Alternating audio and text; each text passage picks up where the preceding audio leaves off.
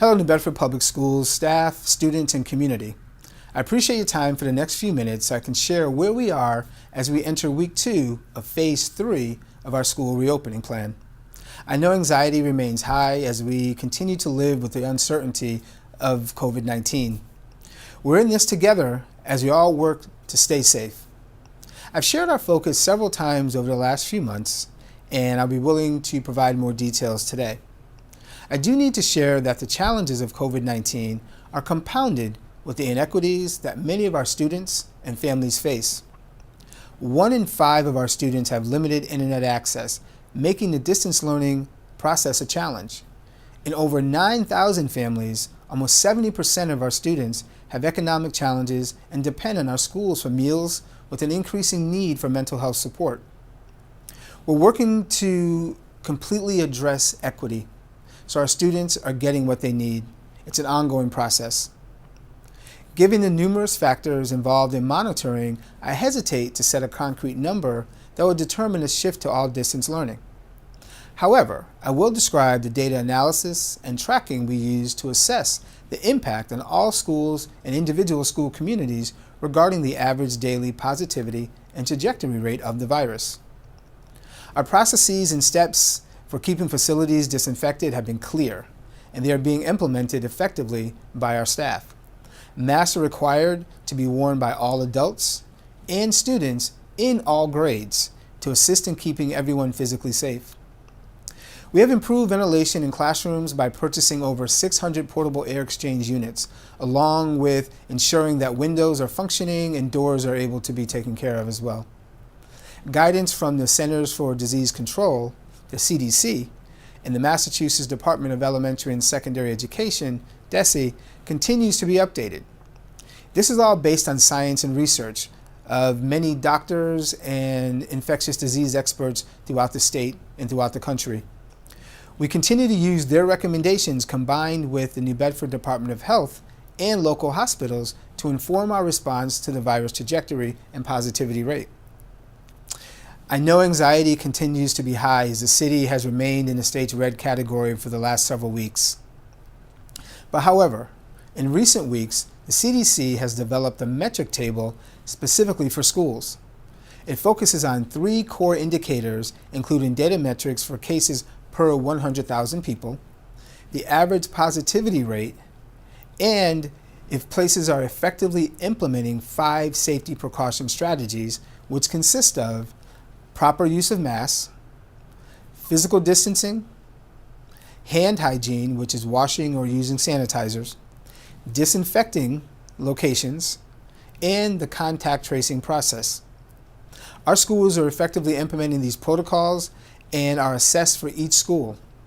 So please visit the CDC website to see the indicators directly. Based on New Bedford's current 10 average of daily cases per 100,000, which is a 0.2 increase from last week, we are still in a lower risk transmission category for schools as defined by the CDC.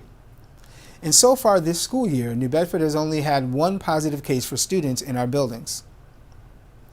Our team participates in several meetings per week with city officials, local health experts, all reviewing and analyzing the New Bedford specific case numbers, their locations, and the contact tracing process. So just a reminder that a close contact is someone who has been within 6 feet of an infected person for more than 10 minutes. And this is within 2 days of the COVID-19 positive person showing symptoms or being tested, if asymptomatic.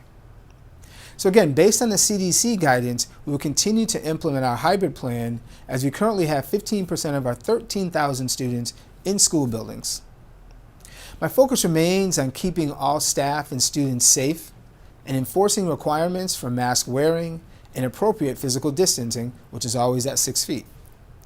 Our daily tracking of the virus data trends provides clear information regarding the necessity to shift from hybrid to a full distance learning if we see a pattern of positivity emerging. This means that we are currently averaging 10 positive cases over a 14-day period. So 10 people per 100,000 being positive, which still has us in the lower risk category for the CDC indicators. But another critical factor is positive cases are showing as a spread throughout the community or in clusters. That's something that we're seeking to make sure that we have a handle on that if it begins to occur. So during the last few weeks, New Bedford has remained steady at an average of 9 to 10 cases per 14 days for 100,000 people. And information from this past Wednesday indicates no new cases for school-aged children, which are ages 3 to 19. So the virus rate among school-aged population remains very low. And overall total cases for all people from Wednesday increased by 6 per 100,000, which is lower than the 14-day average. So we're optimistic that the trend will start going in a decrease. To combat new cases and keep the rates for students low, parents, it is critical that all children and adults exhibiting any of the identified symptoms stay home. Also, if anyone in your house tests positive or is experiencing COVID-like symptoms, your child must remain at home as well. Please do not put others at risk by sending sick children to school or students who live with someone who is sick to school. So unfortunately, there will be cases that will exist in the city, but I'm confident that our precautions, our collaboration, making sure our schools are effectively implementing, and our overall school community continues to be diligent. This is how we'll get ahead of this and stay ahead. We must focus on prevention, keeping our distance and wearing a mask when required. So again, physical safety is priority. However, as I previously stated, this pandemic has illuminated the socio-emotional challenges that many of our students and some of our adults are experiencing. It's created by isolation, and there are many changes in some of our home environments.